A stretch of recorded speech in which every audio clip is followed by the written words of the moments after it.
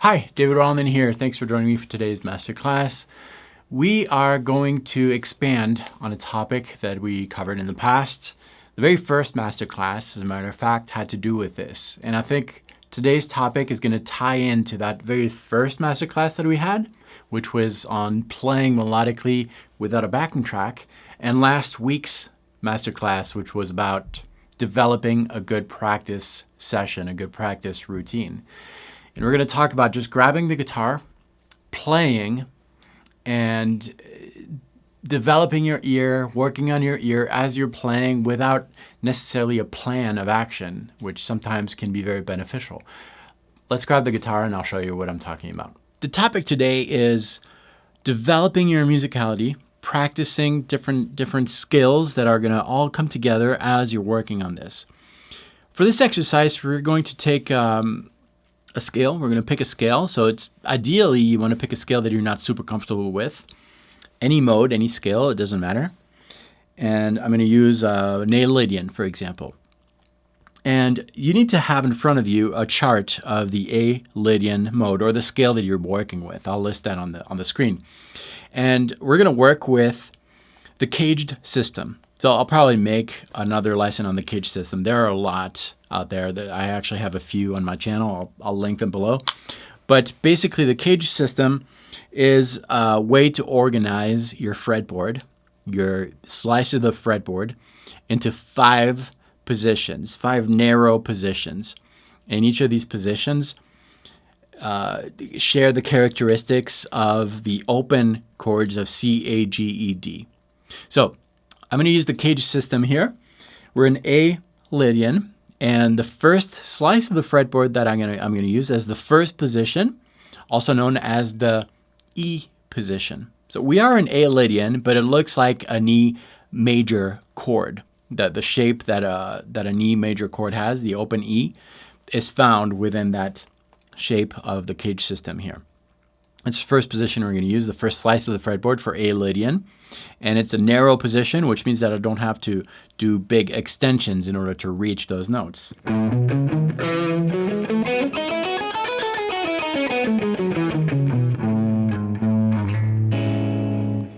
I'm going to surround that position, that slice of the fretboard, with the one that is on the right side and on the left side. So I'm going to have 3 positions combined into one, and that's going to be the area of study, the notes that I'm going to use in order to play. And you're just going to start playing. Don't just go up and down the scale. Just try to play like you're speaking. In other words, when I'm speaking to you, I'm not just telling you the alphabet. I'm using words. I'm using different letters. I am using different rhythms, and I'm creating sentences. Try to approach this as a spoken conversation or a monologue that you're playing with yourself. And it doesn't matter which note you start, as long as you pick notes from that scale, from that region that we determined. A region made of 3 slices of the fretboard. And you're going to start playing.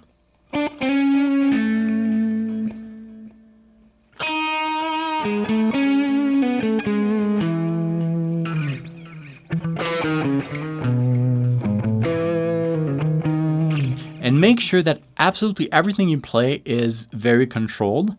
Anticipate the sound of the note you're going to play, and make sure that there's only the note that you want to be heard that is heard. If I'm playing this note, that's the only note I want. If I hit it and it sounds more like, oh, I missed a note, well, okay, that's one of the topics that you need to work on. Make sure that your right hand, your pick, is striking the right string or strings.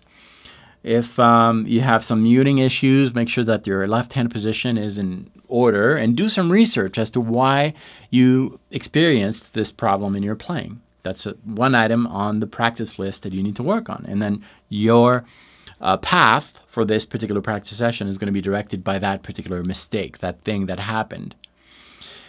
But what I really want to focus on here is your ear. Anticipating the sound of every note. So first, if you're not familiar with the scale, where you're just going to pick some notes and make some words. Licks, right? Words, licks.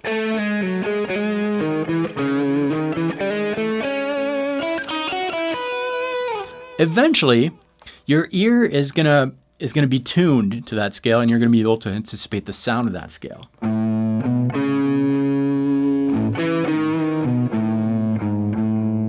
So after playing for a few minutes, now I hear it.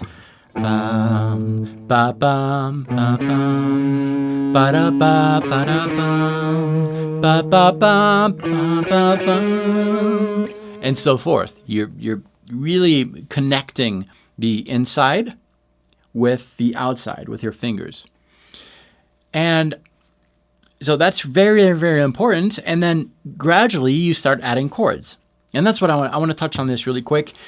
For a long time, I limited myself in the use of chords, thinking that I had to memorize all the chords and understand the theory behind all the chords, understand the names of the chords, and all those things. And yes, it's important, but the only thing you need to know is that chords are extracted from scales. A chord is basically multiple notes played at the same time. In order to be coherent, these notes need to be extracted from a common musical alphabet, a common mode, a common scale. And so once you're more comfortable with these three adjacent positions, we picked three to just broaden a little bit the horizon, but you could play just with one position. Once you're kind of comfortable with that, just kind of randomly, emphasize on randomly, pick some notes, one note per string, and make chords out of it. Start with triads, 3-note chords. So if I have my position, I focus on the first position here, the E shape.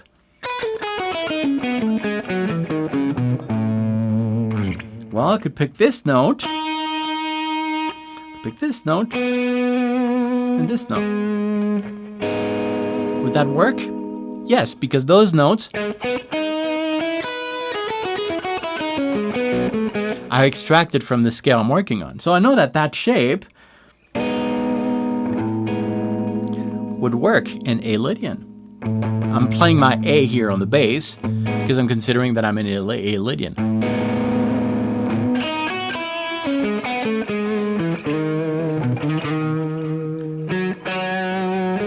And make other shapes like that.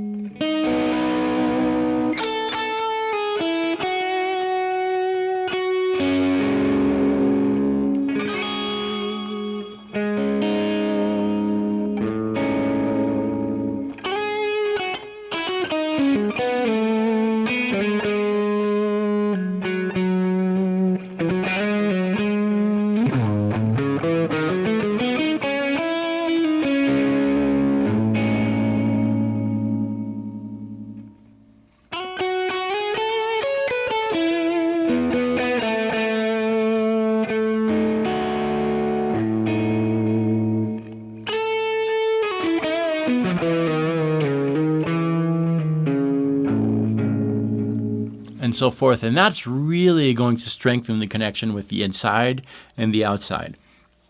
There was a comment on one of my videos recently where someone thought that I was making things way too complicated as far as memorizing all the scales. It had to do with the Learning the Modes video, Masterclass, a few months back or a few weeks back.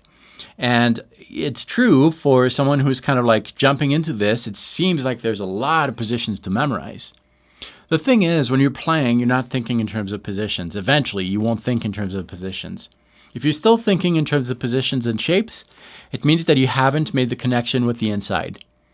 It means that you're basically playing music, speaking musically with the mind of a foreigner who's speaking not his native language, his native tongue. That was me. For the first years of being in the United States, I still thought in French, and I translated that.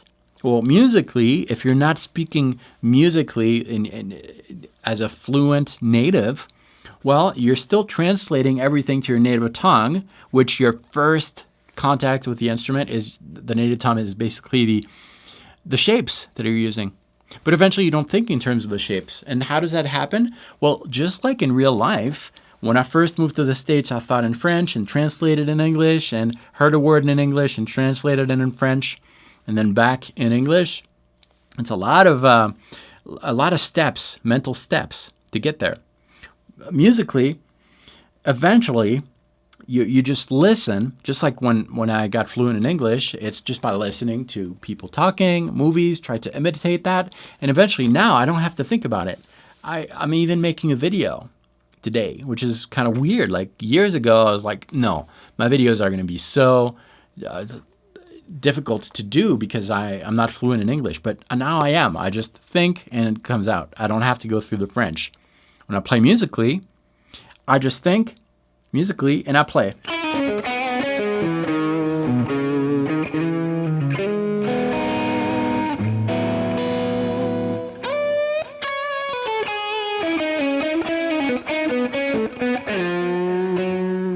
Now, what does that mean? That means that I think about the idea and I just play it. I don't think in terms of shapes anymore. I don't have to go back to the original starting the language thing. And that happened by listening, by singing inside. Ba ba da ba da ba da. And so forth. It comes out very fast. I don't have to go back to ba ba da ba ba ba ba into my shapes. I just say it. And that's the key. That's the idea in today's lesson. To explore a scale musically, extract some chords from it, and all through that work, you play slower because you don't want to rely on those patterns that are automatic. You involve your ear in the process. That's going to highlight some things in your playing that you need to work on. And those things are going to be the object of your next practice session. So that's the idea. Rewatched the previous week's videos on practicing. I think it's going to highlight some things, and also rewatch the very first masterclass. I'm going to link those. Thank you for watching this video. I hope it inspires you to play more if you want to go further with this concept, and if you want a step-by-step practice plan that is going to take the guessing out of what should I practice, how should I get better, you need to check out my course, guitarinfusion.com. It's super simple. Registration's open soon. And in the meantime, just enter your email at guitarinfusion.com. You will receive the free Music DNA worksheet, which is all about music theory. It's going to unlock some things, I think. It's free. And at the end of this free mini course, you will get an invite to join my program. It's much more affordable than you think. It helps me produce better content. And I think there's tons of great value in the course. It took a few years to develop, and I'm really, really excited about the results. Check it out, guitarinfusion.com. Thank you for watching this video. I will see you very soon, and in the meantime, practice well.